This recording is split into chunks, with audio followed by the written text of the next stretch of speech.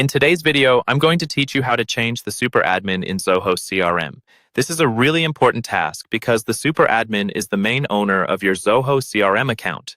They have the highest level of control, including billing, organization settings, and some security options that regular admins don't have.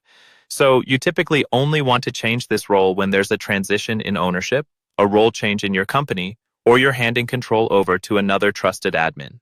To get started, you first need to log in as the current super admin. Only the existing super admin can pass this role to someone else, so make sure you're using the correct account.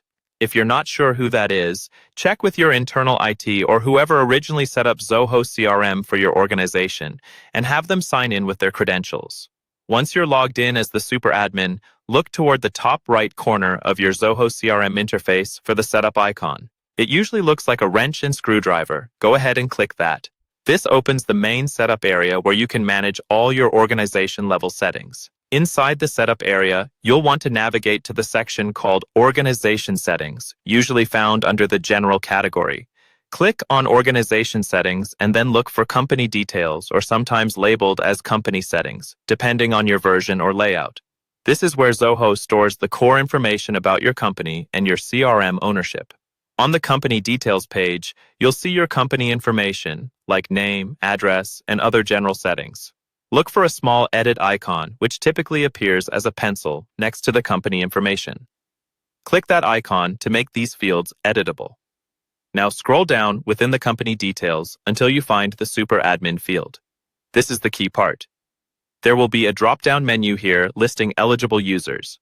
The person you want to promote must already exist as a user in your CRM and must have an admin profile. If they're not an admin yet, you'll need to update their profile to admin before they'll appear as an option. Once you see their name, select it from the drop-down as the new super admin. After you've selected the new super admin, scroll down if needed and click Save.